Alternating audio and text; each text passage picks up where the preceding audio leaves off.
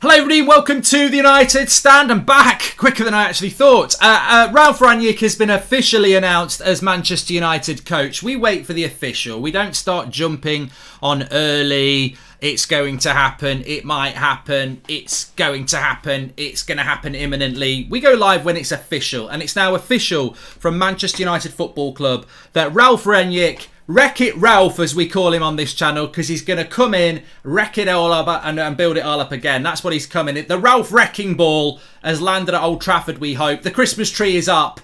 King Cantona's joined us as well. It's a happy moment, and the Christmas decks are up on the United Stand. It's snowing out the window, and we have got RALF RANGNICK, Wreck-It Ralph, as started on the channel. This is what we call him on here. We call him Wreck-It Ralph. Let's say what Manchester United have officially got to say. This is official now from Manchester United. Literally only came out a couple of minutes ago. Manchester United is delighted to announce the appointment of RALF RANGNICK as interim manager until the end of the season, subject to work visa requirements. Now, this is something we'll come back to in a minute. Following this period, Ralph and the club have agreed that he will continue in a consultancy role for a further 2 years. John Murtagh, Manchester United football director. Interesting that this is from Murtagh and not Ed Woodward. I like this because this is the guy that's going to learn a lot and work with RALF RANGNICK under the new CEO, Richard Arnold, who won't have as much to do with football or won't stick his nose in football as much as Ed Woodward has. Murtagh says, Ralph is one of the most respected coaches and innovators in European football. He was our #1 candidate for interim manager, reflecting the invaluable leadership and technical skills he will bring from almost 4 decades of experience in management and coaching. Everyone at the club is looking forward to working with him during the season ahead and then for a further 2 years in an advisory role. And these are the quotes from RALF RANGNICK, our first quotes from our new Manchester United coach. RALF RANGNICK said, I was going to just say, just before I read RALF RANGNICK's, woo! I just do feel like doing a bit of a Ric Flair. Woo! I do feel a bit excited. I'm very excited about this. I'm not going to say that he's going to win the league. I'm not going to say he's going to win the Champions League. But I just feel that for the first time in a long time, since Sir Alex Ferguson, Manchester United have made an appointment that actually takes into account the football club on a short and long-term structural vision.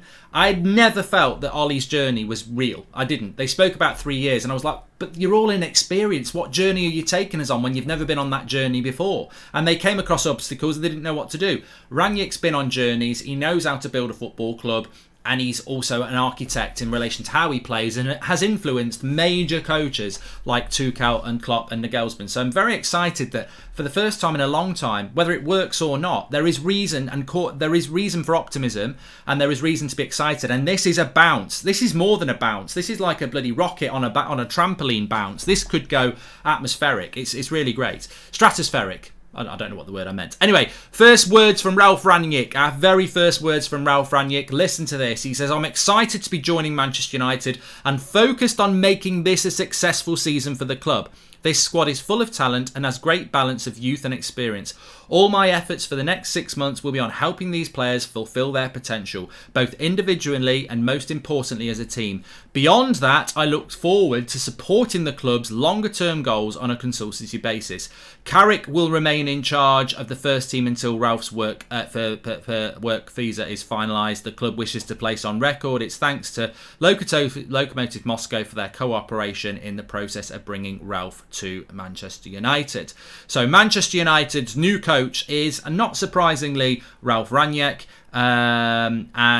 We also on the. I just want to talk about the visa very, very quickly here because Fredrik Fieldvet, who is a very good Norwegian journalist, has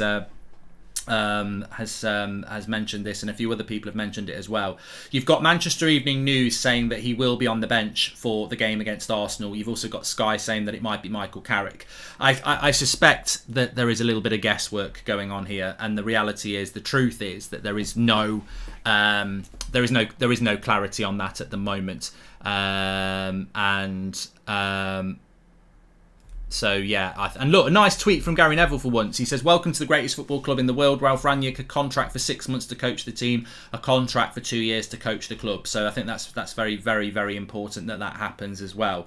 Let's have a look what people are saying as well. I want to get into your chats, but by all means get them in. Please smash a like on the video. We want 10,000 likes for RALF RANGNICK today. Wreck-It Ralph is in the house. That's what we want to see. Do you ever rest marks as such? Well, I was literally just doing a fantastic show with Paul Ince, which I really enjoyed, but I knew it was going to happen.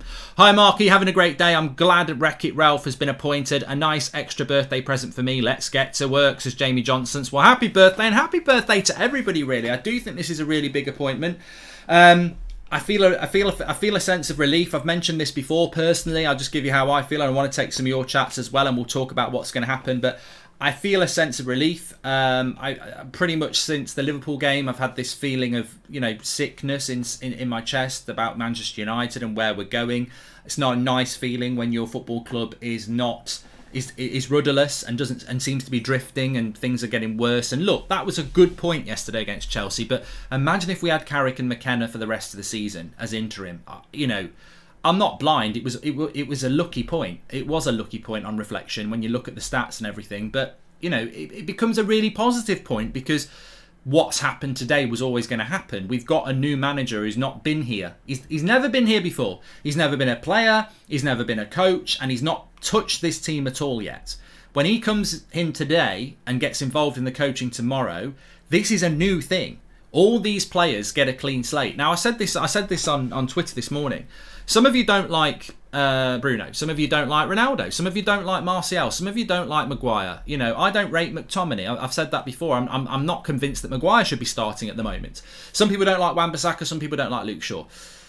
It should never be a personal thing. It's always about their ability as a footballer. But what I will say, and I'm going to be consistent on this, Scott McTominay could start every game for Ralf Rangnick between now and the end of the season and become a really good player. Fred could become a player that, is way better than what we've seen under Ollie. And that could be the same for Wan-Bissaka, Luke Shaw, Harry Maguire, even extreme as Donny van der Beek, Amad Diallo. It's a clean slate for all of these players. And I think as fans, it's really important. It's really important in the grand, in the theme of being positive, that we don't take any negatives into the new world, because it's not fair. It's not fair on Rangnick to take anything negative because he's brand new, and it's not really fair on the players to take anything negative. I think you can remember, but I'm choosing to go into this with a clean slate for all players. Now, if I see certain players doing the same things that they were doing under Ollie, and that will happen with some of them, I'll be vocal about it and go, look, they're just not good enough. But there might well be players that have not performed under Ollie because they've not been developed or coached properly. And I think that's what I'm saying. They're not all going to become brilliant players. Those players that you don't think are good enough, some of them won't be good enough. But some of them will actually become better. And I think that's really, really interesting to see. Next month, Mabry and Alanga bought in to play in the Bruno and Rashi position to get them involved, possibly on Ghana back in the winter, says Just Football. Look, those sort of things are speculative and they're exciting. Let's wait and see. But I think ultimately, Ralf Rangnick is Manchester United manager. Now, let's just talk about this for the moment, because while we're live, there's going to be things coming in. So settle in. Make sure you smash a like on the video and subscribe, bottom right-hand corner.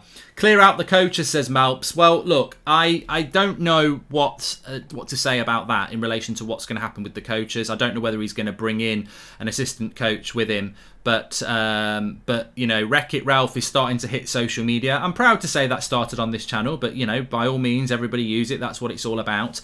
But no, what I wanted to say is that this work permit thing is something that seems to be causing a few people a few problems.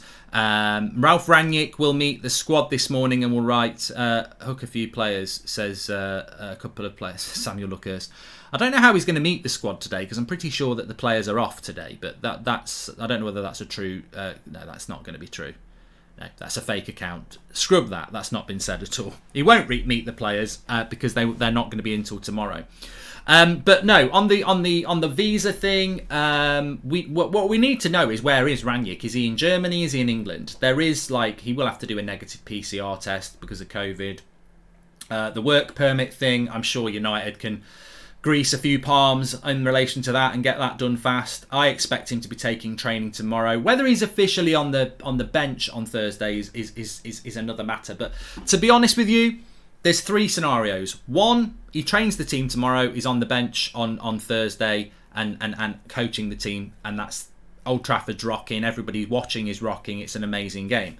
The second is that he doesn't train the team at all because of the work permit, and he's not there until Saturday, which is we've only got a little training session on Saturday as well, because we'll play Thursday night, Friday off, Saturday morning training, and Sunday afternoon playing. We've got a really quick turnaround between us and Palace. I don't know when Palace are playing. And then the third option, which I won't mind, I want option one. I want him training the team, and I want him as the coach on the touchline on Thursday. But if the work permits prevents him being on the touchline, as long as he can coach the team, like, that's the main thing. I don't mind Carrick being on the touchline if Rangnick's coached the team for 2 days and picked the team and is in the ear of Carrick from the stands. I just don't know what the requirements of the work permit are. Does it prevent him from actually coaching the team? Rob Dawson from ESPN has said that Rangnick is being allowed to bring in a small number of his own staff, but expectation is that Carrick, Phelan and McKenna will also stay on. And yeah, I think we expected that, to be honest with you. I mean, look, it's very, very difficult when you bring somebody. Michael Carrick will remain in charge of the first team until the work for visa is finalised. Remember that it doesn't really matter too much today, because but you know, at the end of the day, it really doesn't matter too much about today, because Manchester United played last night, and there'll be no players at Old Trafford today, unless they're recuperating from injury or anything like that. He's got to pass a COVID test first, as Wraith. I wouldn't worry about it. It's not a bloody driving test. It's not like passing your bloody A-level physics. It's you put a swab in your mouth and it says, "Ta-da, you've passed." If he's negative, he won't be there for 10 days. So he's either got COVID or he hasn't. I don't know. You know, I'm not worried about that. Hi Mark, will Rangnick bring his own staff? Well, we've sort of answered that. Mikhail Roach, apparently he'll bring a select few, but Carrick and everyone is expected to stay on. Not too bothered about that. I get the frustration about it. I really do. I think that, you know, at the end of the day, we've seen Carrick's United the last couple of games. It's very similar to Ollie's United. It is. Ollie got good results like yesterday, playing very defensive football. So, you know, Carrick's actual philosophy is not one I want to see anywhere near this club. Having said that, as a coach, you do as you're told. And if Rangnick says, I want you to go out there and train them on 10-second pressing drills, then you go out and do that. And if Rangnick sees you not doing that and parking a bus drills, you're going to get sacked. So, look, Carrick's not at the wheel. Carrick's got no say. McKenna's got no say. Phelan's got no say. Rangnick's in charge. He's got his philosophy. These coaches will have to learn a new philosophy. And if they do what Rangnick tells them to do, they're not a problem. What other club talks about their coaches? We've only spoken about our coaches because Ollie said, I don't coach the team. Carrick does it. And that's why we've focused on our coaches a lot. But I'm not really bothered. They're going to be, whether they stay or not, they're not going to have any influence anymore. You know, they're not. Next step has to be getting rid of the PE teacher squad. Crucial, says Anton. Well, yes and no. Yes and no. I don't think it will be that important. Phelan and McKenna, Carrick, okay, we've spoken about that. Ronaldo should press or not be in the team. Look, I've spoken about the Ronaldo thing so many times. I think I don't like to say this, but I'm going to. I think you out yourself as a football peasant if you are talking about Ronaldo. Because Rashford played yesterday and he couldn't press a bloody pair of trousers. Like, it was awful, absolutely awful. I watched Ronaldo against Villarreal and he's back in the CDM role, tracking back. So this whole Ronaldo doesn't press bullshit. And also, a very good point made this morning. Lewandowski's not brilliant at pressing, but plays a key part in Nagelsmann's Bayern Munich side because it's Lewandowski. Manchester United and Ronaldo and Rangnick will play a lot together. Excited to see his tactics at United. I hope Rangnick can bring in Ten Hag next season and work with him to create something big at United, says Ryan. Do get your comments in. Thanks for the super chats. Shaw or Tellez starting, says Sean Collins. Maybe we can talk about that in a minute. And who is this fella that Ralph is ringing, says Michael O'Hara. I don't know what you're talking about. In relation to that. And Haaland doesn't press much either. I just think I'd love to know who started the Ronaldo doesn't press thing, because I guarantee it's a bloody idiot. It's just not going to be a problem. I think what's going to be really interesting is the real excitement is going to be the first few games, the teams that he picks, the formations he goes with. Remember, the first 11 doesn't really matter. Like, the team he picks against Arsenal doesn't mean it's going to be the team against Palace. Is he going to be a manager that rotates a lot? Is he going to be a manager that, you know, ends up with a first 11 that's different to what we saw under Ollie?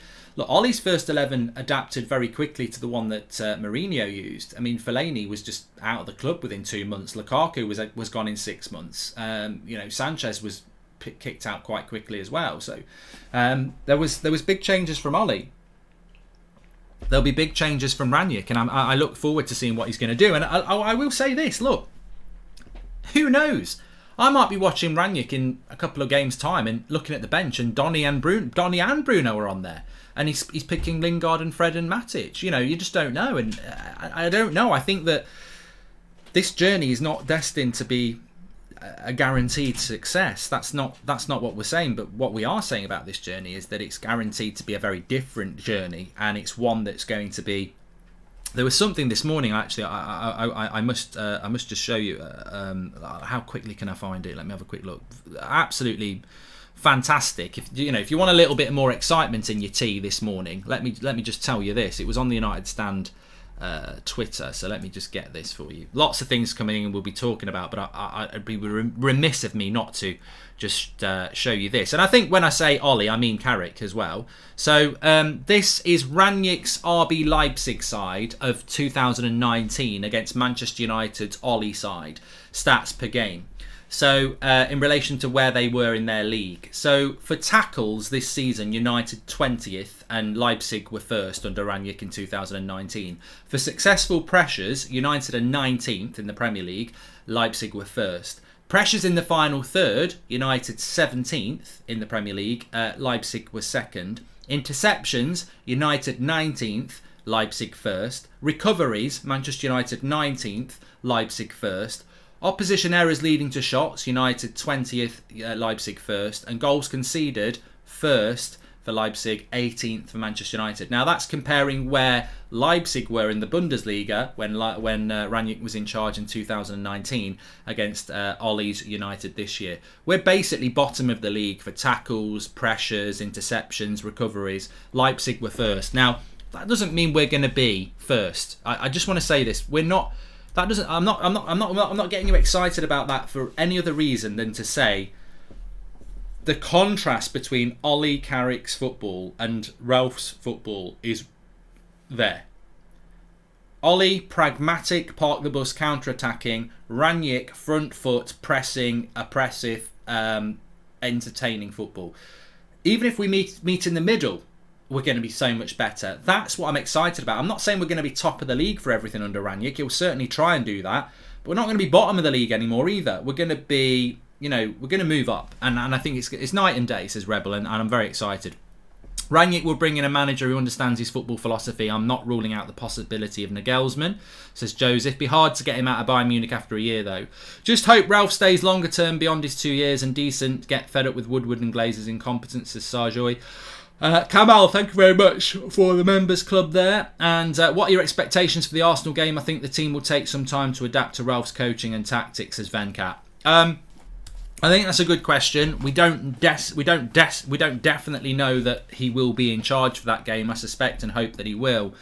But what I expect against Arsenal is, and this is what I mean. We're playing. I don't know whether people understand this. We're playing Sunday nights at 8:15, and then we're playing Thursday afternoon at 2:00. It's basically a Europa League thing. I don't like the fact that we're playing Thursday night and then we're playing on Sunday lunchtime, basically. So there might be some squad rotation, and ultimately there probably would need to be some squad rotation for that to happen. And let's not forget as well, the brilliance of the old Premier League is that Crystal Palace are playing on Tuesday. So they've got 5 days rest and we get 2 days rest. So thank you very much to the Premier League for that, you bunch of prats. But I think what we'll see on Thursday night, if RANGNICK is in charge for that game, is Old Trafford absolutely buzzing. I mean, Old Trafford will buzz for Ollie, even after we'd been beaten by Liverpool. So the crowd will be absolutely rocking. The players will be enthusiastic. Ollie's not there anymore. This is a new. It's like moving into a new school. Like, this is new. New rules. You've got to impress. So I expect to see a high energy, high intensity Manchester United performance against Arsenal on Thursday. Whether it'll be enough to win, I don't know, but I think it will be a very different Manchester United. Carricky, don't let Ralphie touch my iPad. On a serious note, excited to see how he handles squad rotation. Definitely see some youth getting a chance, says Nate. I tell you one player, it's a low-key one. It might not happen, but one player in the back of my head that really does make me think is that remember when Amad Diallo came into the club in January. and I was saying at the end of January that the noise from the training ground, and two people told me this, is that he's tearing it up. He's absolutely tearing it up. And there was always this talk that he was going to get game time, and Ollie really didn't use him. Played very well against Wolves at the end of the season, and then obviously got injured and was going to be loaned out anyway. I just think if Ahmad is doing in training now what he was doing in February, and we've got a new coach with a clean slate, he might look at a player like Ahmad and go, all right then, why is he does he scratch people's cars? Does he spit in people's tea? Why is he not anywhere near your first team? Well, like, because he's like, he's young. He's not from the youth. I just think keep your eye on Ahmad as an outsider, because I know what he's been doing in training. And if you are somebody coming into the club with no bias, there's no favourites, there's no jobs for the boys, like Roy Keane said, and we've been saying for a long time. That club's been run like a jobs for the boys club for a long time, and I think certain people have been picked, certain people have been put on the bench. I just wonder whether an Ahmad or a Hannibal Mabry can actually just, because I think all we want as fans is just integrity, honesty, and fairness. And if we know that players who perform in training will get on the bench or will get in the team, wouldn't it be refreshing to see, Harry Maguire not even on the bench because he's gone with Bay and Varane and Lindelof and Maguire would probably be on the bench. He's probably a bad example. I'm trying to think, how refreshing would it be if Marcus Rashford didn't make the bench because he wanted Diallo on the bench and he was going to play Martial off the left. I'm not saying it's not unfair on Rashford, and I like Rashford, but that integrity is what we want to see. That if you are a good footballer and you are performing well within the system, you will get your place in the team. And I think for United, for the last 5 years, we've known that certain players are always going to be involved, they're always going to be on the bench, etc. Which is fine if you are a Ronaldo and you do score big goals, but it's not fine if you're not performing.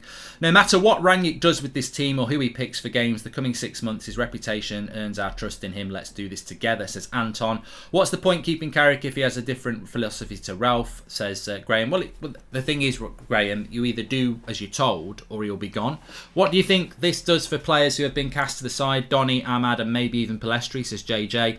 I've mentioned Ahmad. Donny, I think, is one that, look, you never know. We might be here in 3 weeks' time and he's playing Fred, Lingard and Matic, and McTominay and Bruno and Donny are all on the bench. Who knows? But I think Donny's got all the attributes to be successful in a Rangnick side. Let's see if he gets his opportunity. But I think Donny needs to play in the midfield. He needs to play where McTominay or Matic played yesterday, not in the Bruno role. Our next games are all against bottom half table teams, perfect for the players to adjust and build confidence. Winning those games in time for the Champions League and top teams. Can't wait to see United play, says Jordan H. Look, it's very predictive. I agree with that. But if you look at Manchester United's next few fixtures, which I'll do in a minute, I just want to read these super chats out. Don't want to miss them because I know everyone's excited. If Ten Hag is appointed at the end of the season, do you think he will have enough of a presence in the dressing room to lay down the law, says Joseph. I'm not going to talk about managers in the summer. I think Ten Hag is somebody you could get excited about, but it's a long way off. We need to focus on the next 7 months with Ten Hag. Gurab, thank you for joining the members club. And Ralf Rangnick says Anna Rudd. Racket Ralph, that's what we call it. Well, that's what I'm going to call him. But yeah, look, just going back to what somebody said there. So Man United's next few fixtures are this. We've got Arsenal on Thursday. Then we've got Palace on Sunday. Young Boys, which is irrelevant, which is actually, the Young Boys game is a really good game for Rangnick because we're through. So comes into the team for Thursday, picks a team, probably a little bit influenced on what he's seen on the TV. Maybe he does go safe and he goes with people like Maguire and McFred and whatever like that. Palace, maybe a little bit of rotation, but what against Young Boys, it gives them an opportunity to go, right, let's have a look at these players that that might be part of my future. Then you've got Norwich, Brentford, Brighton, Newcastle, Burnley. Realistically, after Arsenal, I would say, Palace got beat by Villa at the weekend. They're a good side, and I think under Ollie, you'd worry about Palace giving us a game, but I think we should beat Palace, we should beat Norwich, we should beat Brentford, we should beat Brighton, we should beat Newcastle, and we should beat Burnley. That would be 21 points, 7 wins. If you beat Arsenal, it's 8 wins, 24 points. Now, that's not going to happen. People are going to, Galbraith, we're not going to take 24 points from our next 24 games.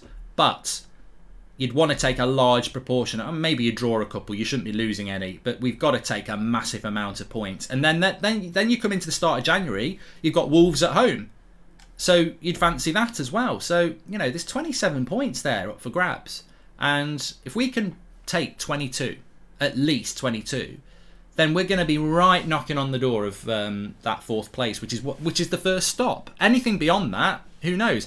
But then you've got Villa, West Ham, difficult games, but you would hope that you could do something. Burnley away again. Then you've got Southampton, Leeds, Watford. I mean, really, 5th of March against Man City is the toughest game, and then we've got a bad run of games there. We've got City, Spurs, Liverpool, Leicester, Everton, Arsenal.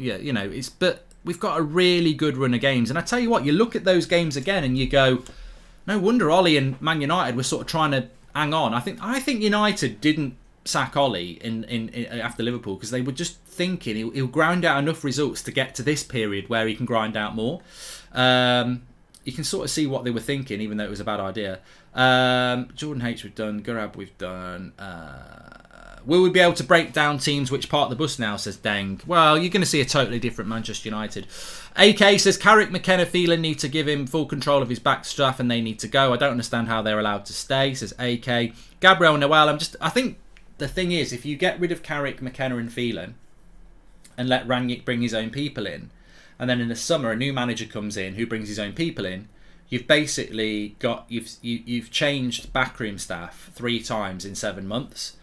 So I think that what they're doing is, look, let's keep them until the end of the season. New manager comes in, new coaching staff. It's all a bit up in the air, really. I mean, I think it's a very dynamic situation. I'm just happy to see complacent crap players the last year who can't constantly pass the ball 5 yards, eat bench time. Better mark your seats, lads, says Gabriel Noel.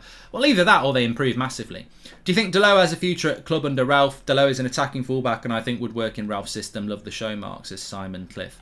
Ralph Rangnick will know football, and the reality is if you do watch a little bit of football outside of the Premier League, there is no doubt that Diego Delo had a very, very good season at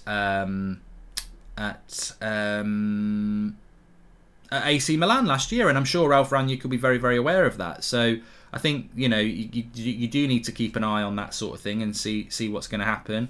I'm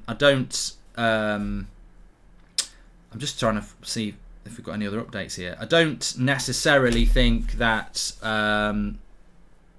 Manchester United are going to move along anybody else at this moment in time. I think, look, the turnaround in game time is so ridiculously fast at the moment that you've got to sorry, let me just check this. I've got somebody messaging me about something.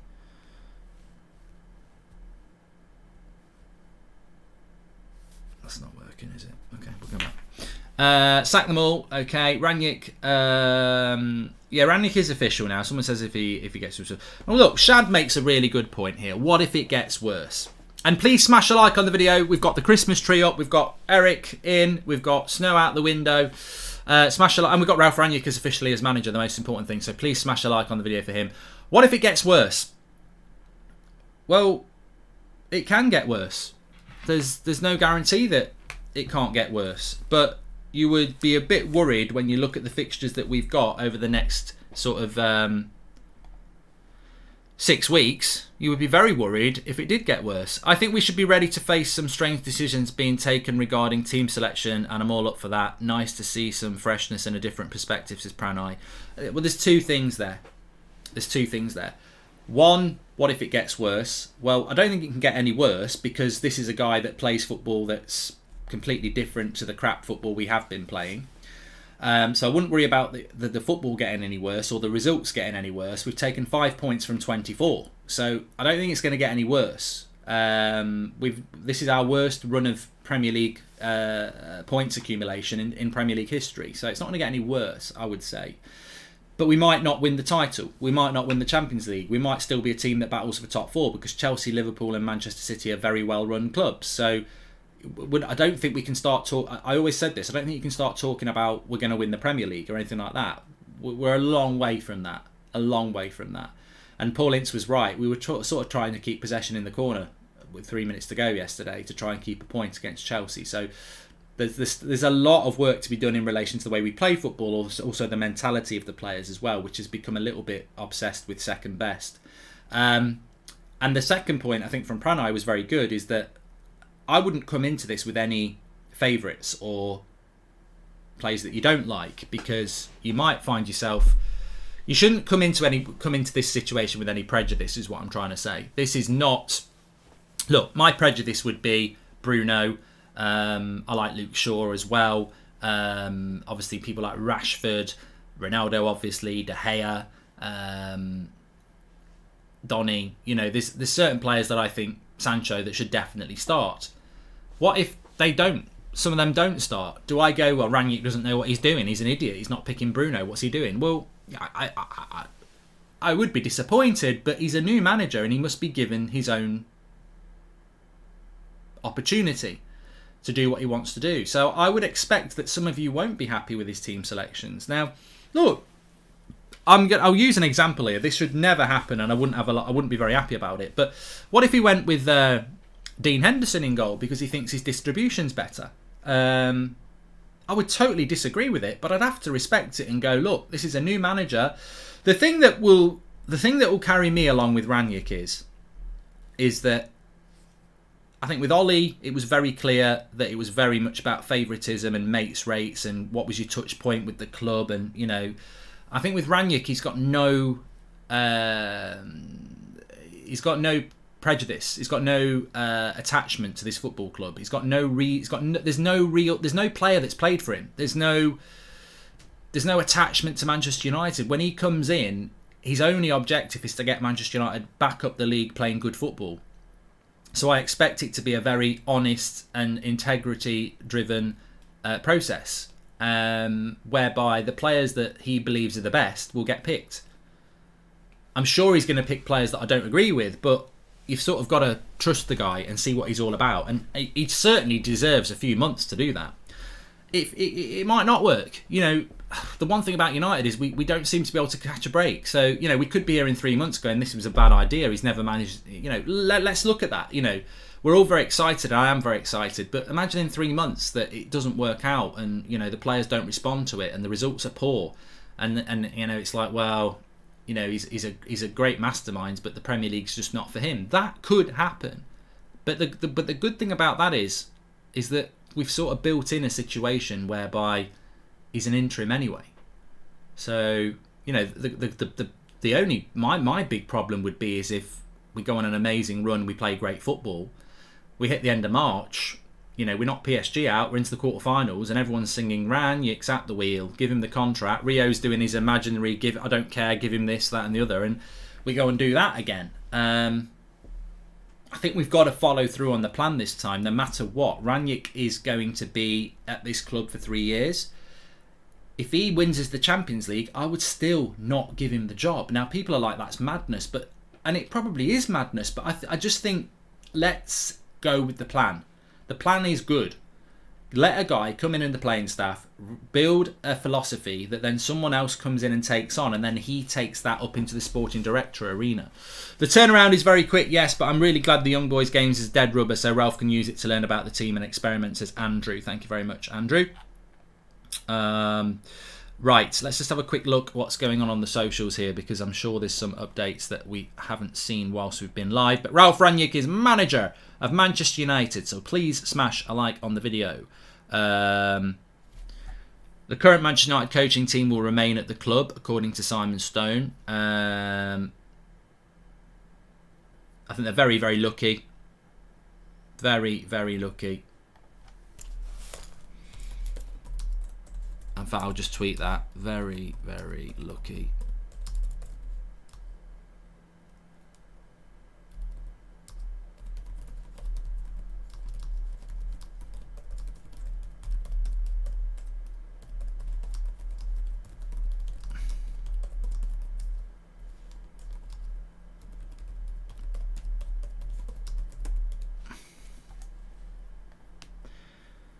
Yeah, so I've just said there. So the coaching staff is going to say, and I've just said very, very lucky for them to stay. Ole Gunnar Solskjaer has ended up taking 100% responsibility for something that he only took 75% responsibility for. So yeah, very, very unlucky on his part there. He will be allowed to bring in a small number of his own staff, but the expectation is that Carrick and everyone else will stay on. It'd be very interesting though, because the club can say that and RANGNICK can say that. But ultimately, he is the guy in charge of the football club, and they will have to get in line. Could be a massive season for Ahmad. RANGNICK always speaks about direct, forward-thinking football. Ahmad has a great turn of pace, and RANGNICK would have known about him since his Atalanta days. I'm saying it right here, right now, Ton. Let's see what happens with Amad Diallo, because I'm saying it right here, right now. He could be one that really does. I mean, I know people would say Hannibal Mabry, but is Mabry and Alanga ready? I think Ahmad is ready, and I just think he's just been frozen out.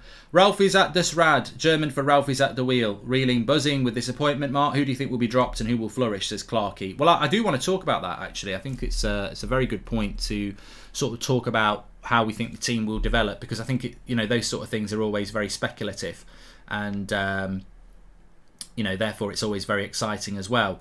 I think De Gea will be the goalkeeper. I think going through the team, I think De Gea will be the goalkeeper. I think with the fullback position, I'm a fan of Wan-Bissaka. I think it's unfortunate with Wan-Bissaka that he gets a lot of stick that he doesn't deserve. Granted, he's a bit up and down, but I do think there's a player there. But also, I think Delot might push him, and I think it's the same at left back. No, I'm a big fan of Luke Shaw, but Telles might be a player that RANGNICK fancies. So I'd say the fullback positions are a bit uncertain. I think he'll go with Wan-Bissaka and Shaw, but we might see something there. RANGNICK got shelter to the semi-finals with a 35-year-old Raul playing up front. The GOAT will play, says JLC. I think in the centre-back positions, and look, give us your thoughts as well. In the centre-back positions, it's Varane. Varane will play. And I do think there is an argument, if we're going to play the way that RANGNICK plays, we will need to play a higher line. Now, when you press effectively, and the way that RANGNICK presses is very, very, very different, to anything you've seen at United. It is intense, and it's high up the pitch. And the great thing is, if you press high up the pitch, you don't need to run around that much if you're a forward, because everyone's up there with you. You've just got to be positioned correctly. So I think when people think about Ronaldo's pressing, they think about him running from right back to left back on his own. The whole point of a good pressing setup is that everyone's within 5-10 metres of you and you press collectively. But obviously to do that, when you press well, the long ball is always an out ball. So if you press high up the pitch and you're high line, you've got to have quick players for the ball over the top. Now, if you played Maguire and Lindelof in a high pressing team and you're up against a Jamie Vardy, you're fucked, because the ball over the top in between the keeper, it's 1-0. So I do wonder, it will be Varane when he's fit, but I think Maguire's place, quite rightly, should be up for grabs. I think Maguire probably will hold on to it, and hopefully he'll become a better player, but an Eric Bailly or even a Victor Lindelof might be more suitable to this style of football. So Harry's got a bit of work to do. In the midfield, I think Fred is the player that's going to be evolved. I think if I was wanting to play the football that RANGNICK wants to play, Fred would be a player that I would like to think I can mould, because he's quick, he's tenacious, and that's what you want. And you can probably work on his passing. So I think Fred will be okay. Matic will be interesting, because I just don't know, is Matic able to play 2 games a week, or did Oli just not like him anymore? So Matic maybe could come back in the fold. McTominay's going to have to improve massively. I wouldn't say he's finished. I think to say any player's finished is wrong, but he's going to have to improve massively. I think he's too slow. I think he bounces when he should be on his toes. I think he doesn't pick up the runners very well. I think he gets pulled out of position a lot, and I think his passing is a little bit slow. But look, maybe there's something there that he can prove. Donny's very interesting. You would expect Donny to do well in this system, but let's wait and see. Pogba, I don't naturally see Pogba working in this system. I really don't. Pogba again is a little bit like McTominay in the sense the way he moves around. He's a bit, he's not on his toes. He's not tenacious like a Fred or a Donny can be. Look, fantastic footballer. Very interested to see how he works Pogba when he gets back. But Pogba's not going to be involved until this team is established. So it'll be hard for him to come in if the team is doing really, really well. Obviously, he's out of contract at the end of the season. Bruno, I think, has a lot of potential in a system like this. Also, Cavani, Ronaldo will be fine, I think, as well. Rashford is going to have to work a lot harder.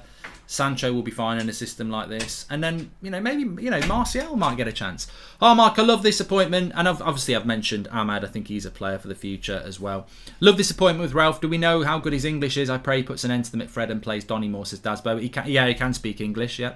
If he plays, players like Scott and Harry are started on the bench a lot. Do you think a lot of ex-players to be saying they should be given a chance a lot, says Gabriel? I think you've hit on an interesting thing there that I do want to talk about. Conrad Lemire, in January, Ralph bought him to Leipzig, would improve our midfield so much and free up Bruno and Donny, says Michael O'Hara. I'm so excited by Ralph. Hopefully a new era with an identity and a priority of football. Hopefully get Ten Hag in the summer. Time for this club to build, says Lockie. And Mark, are you sure this consultancy role surely has as much power as a sporting director? Find it hard to imagine the Glazers giving up power. Well, Shaf, I think we'll find out about that with time to come. I think we'll find out what's happening with that one. But look, what I want to say is that this is Manchester United Football Club. It's got more leaks than a sieve.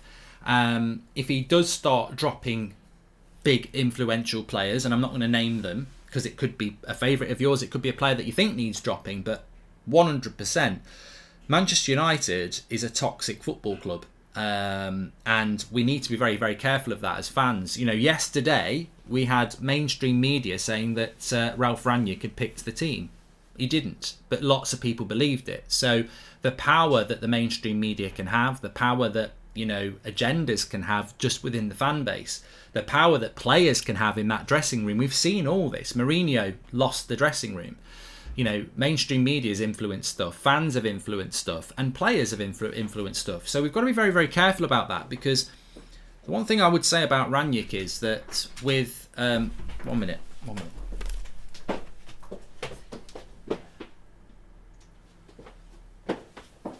One thing I would say about Rangnick is that he's an outsider, and I love the fact that he's an outsider. I absolutely love it, because I wanted that reset.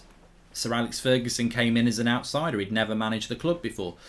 I wanted that reset. I didn't want somebody coming in with any bloody favourites. I mean, look, if you appoint Darren Fletcher as an interim, he's going to pick the same sort of players that Ollie picked, because they're all mates. So Rangnick coming in as an outsider is a real positive, but there are dangers to that, and we need to have our eyes open to it. Some fans are very happy to bring an outsider in who's a specialist, but some fans like it to be kept in-house. And you know who I'm talking about. There's some of them who work in the media, and there's some of them who work in who are fans. I think that if you upset people, you'll see a very different media approach to what we had with Ollie. Ollie got protected to ridiculous levels. I know certain ex-players, I think rightly so, some some unjustified, got a lot of stick for their support for Ollie. Now, I'm not talking about those ex-players because that's unfair to predict, but imagine a scenario like where Ollie was ridiculously protected and deserved more criticism, really. I mean, even when he was sacked, it was like 4 points from 18. We'd been hammered by Liverpool, Man City, West Ham, Leicester, and still he got protected. Now, will Rangnick get that protection? Bollocks, will he? Like, if he loses to Liverpool 5-0 at home, you'll see a very different reaction to Rangnick, because they've never played for him. They don't know him. He's not a United legend. He's not someone they've got any contact with. So they'll hang him out to dry, like what happened with Mourinho. So that is a risk around United, is that we've had this insular sentimentality with Ollie, where he got overprotected. We're now going to a manager that is not going to play like Mourinho, but is a little bit like Mourinho and Van Gaal, who, to be honest, got a lot of stick even before things went badly.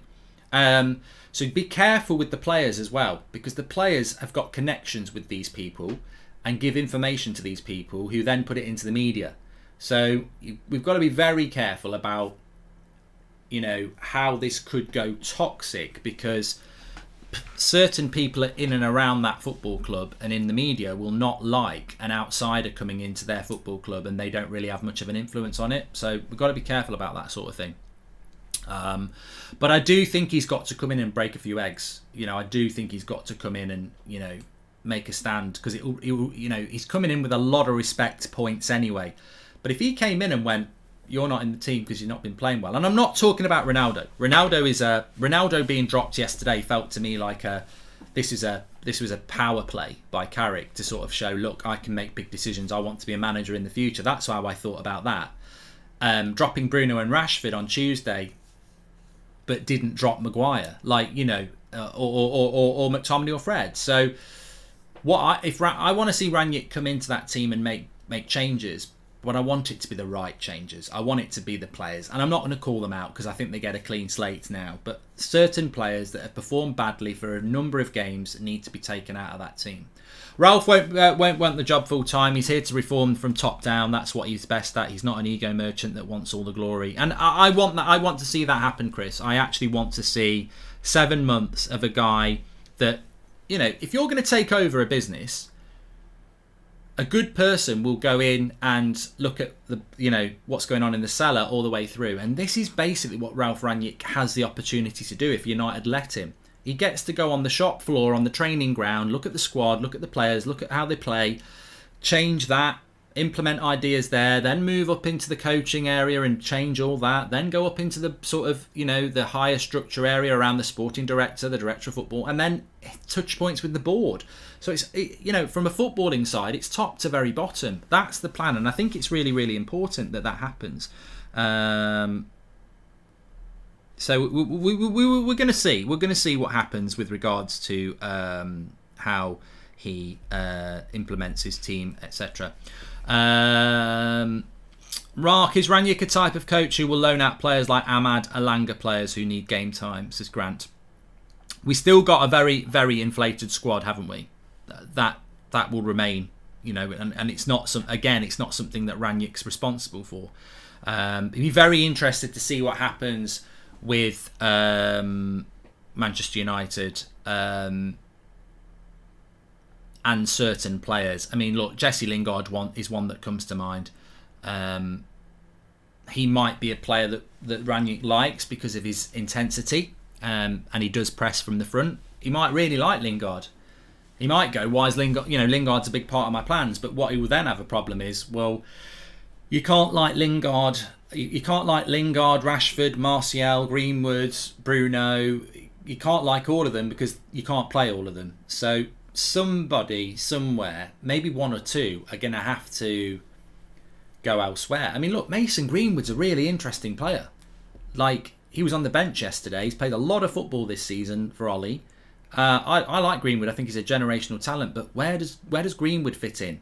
Does Greenwood strike you as a player that puts a lot of effort in as a high pressing forward? Well, no, we don't know. He's only 20. So Greenwood's an interesting one. Ahmad's an interesting one. Alanga's an interesting one. But then you've got another wave of like Rashford, Martial, Alanga, Cavani, Ronaldo. Bruno's considered to be a bit of an attacker. Will Bruno come deeper? So there's lots of that squad is inflated. It was always inflated. So it'd be very interesting to see how it works out.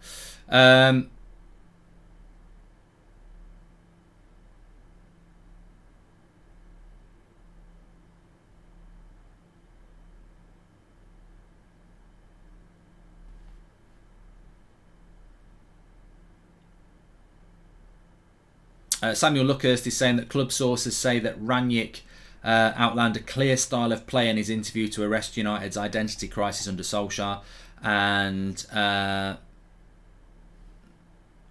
that's the latest on that. So I think the big thing that we're approaching now is what's going to happen in relation to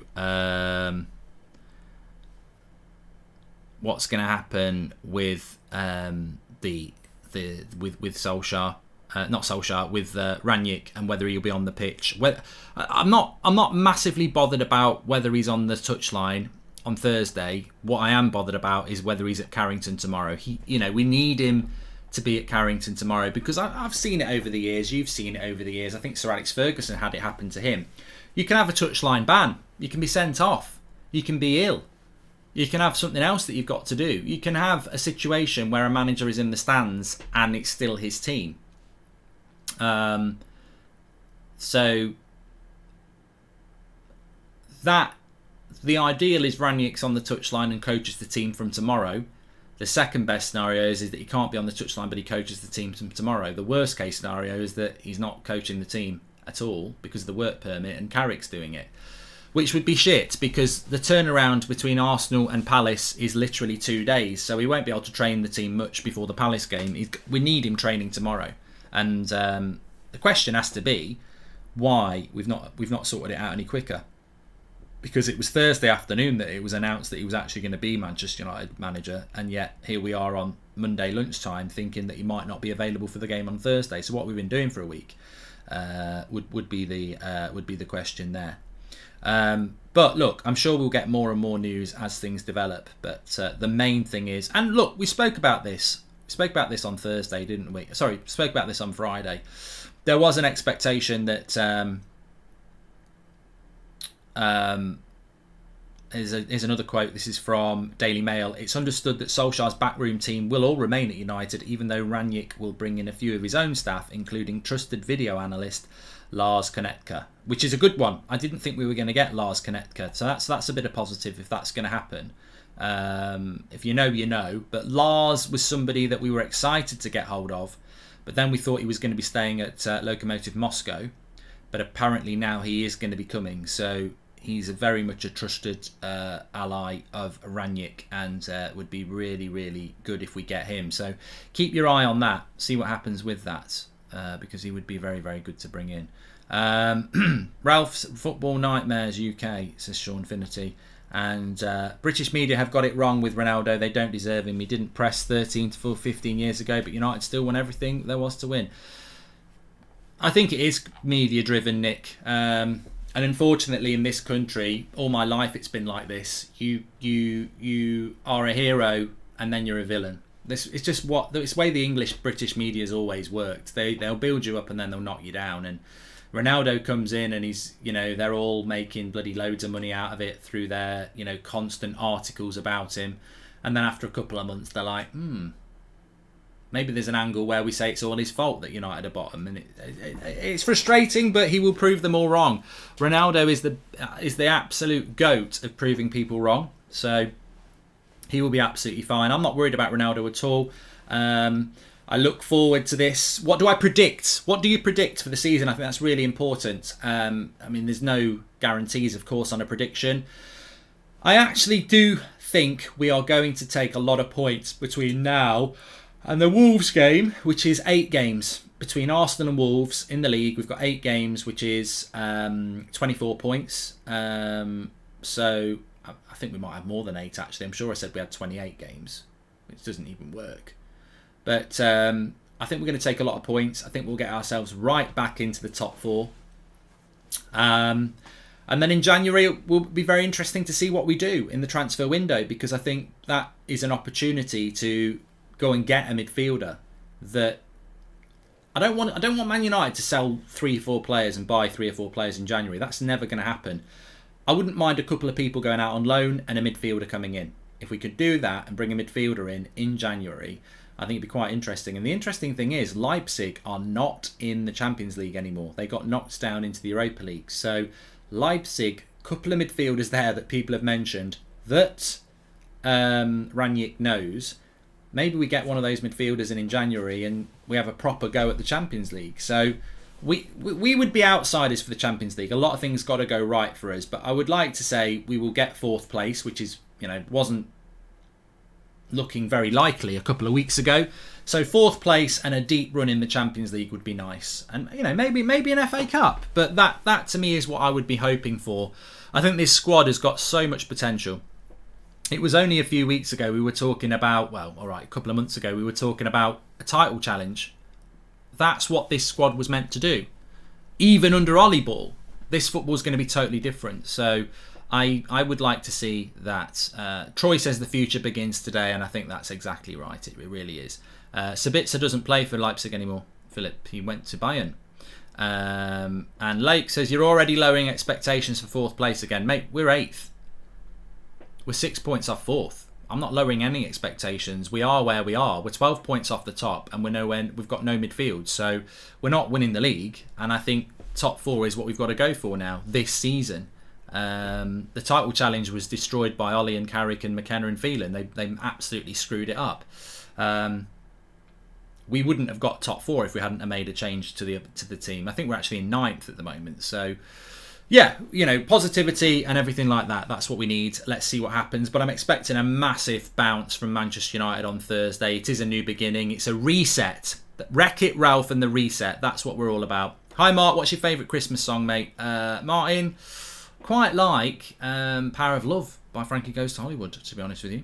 But, yeah, let's see what happens. But it's the reset. I'm excited. I'm happy. And let's just hope we get this next bit of positive news that he actually can coach the team before Arsenal, because we definitely need that. I don't even know where RANGNICK is. We need him to be in England, we need him to be working, and we need this, you know, this to start ASAP. But he is officially here, and it's funny because we said that on Friday, didn't we? It was like the perfect day to do this would have been like last Friday, maybe Saturday morning, but ultimately it had to happen today at latest, because we know the players aren't training today. So RANGNICK in today, all the big announcement today, and then tomorrow on the training ground for 2 days ahead of Arsenal on Thursday. And it's a Thursday night game, so we can have 2 good days training tomorrow and Wednesday, and work on some things. But look, it's going to be a work in progress. You can't take a team that spent, and it's not just 3 years under Ollie, is it? It's not just 3 years, it's arguably 6 years we've been playing as a park the bus counter-attacking side, because that's what Mourinho did. So this club has 6 years of park the bus counter-attacking football. He's not going to turn it around in 2 days, but that's the enormity of the excitement of the change that we've gone for. It's an identity reset, and his style of football is far more in keeping with a traditional United way than what we saw from Ollie and Mourinho. So let's see. Opinion about the coaching team staying at United, says Michael East. Well, look, personally, I think Ole Gunnar Solskjaer is very, very, very unlucky to... He's not unlucky to get sacked, but he's very unlucky because he's seen as the problem. He solely took the blame for what's gone on. He's the only guy to get sacked, and that is completely wrong. I don't need to speak to people. I don't need to... You know, we all know this. He didn't coach the team. He was 25% of a management team, and 75% of that management team are staying. That's not fair. It's not right. Solskjaer will forever be the face of failure of that 3 years. But when you scratch the surface of that failure, there are people that were massively part of that, like massively part of that, that will stay at the club. So they're very, very lucky. I'm not surprised by it, but they're very, very lucky. Ollie didn't even coach the team, and he's the one and only one who's gone. On a positive, RANGNICK's style of football is so different to Ollie that, and he is in charge. If he's on the training ground and he sees McKenna and everyone's getting behind the ball and he wants them to be pressing, he'll sack him. Or he'll tell him to go and learn the coaching techniques that he wants. A coach is a coach. Coach is not the manager. A coach will have to coach with the drills and exercises and philosophy that the manager sets. So look, Carrick's coaching, McKenna's coaching of the last 3 years, they may as well rip it up and burn it, because they're going to be coaching in a very different way. They're very lucky, but they're not going to be coaching like they did in the past anyway. And if they're not good enough, they'll be gone. I think we will do well now till the end of the season, because our football will be a different style of play and unpredictable, and other teams won't know how to deal with it. Top 4 in FA Cup for me, says Clarkey. I hope so. It's confirmed on Twitter, says Eric Hudson. Yeah, slow sports news from Eric. Ralf RANGNICK, Manchester United manager. Ralf RANGNICK will officially be Manchester United interim manager. Yeah, it's been confirmed for over an hour, but we will see Lars with him. Romano's just said that RANGNICK will be allowed to bring into the club some members of his staff to have an impact and help his work. But the Carrick and Phelan are expected to stay. Lars Koronetka is going to come with him, which is great news.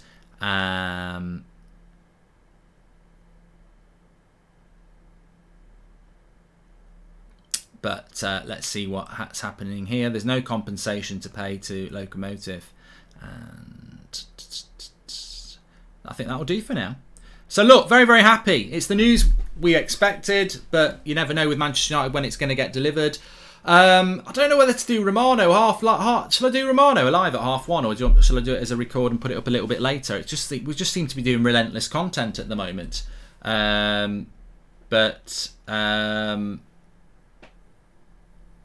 I have got a video with Romano at half one, which is an hour away. So we'll just do it live. We'll do it live. Sod it. We'll go live again at half one. It's one of those Mondays. Please smash a like on the video. I'm going to get a bit of lunch then. Please smash a like on the video. We'll be live again at 1:30 with Fabrizio. And smash a like on the video. Make sure you subscribe so you get your notification. And we will see you shortly. But RALF Rangnick's in. The reset starts here. Time to wreck it, Ralph. Speak to you in an hour.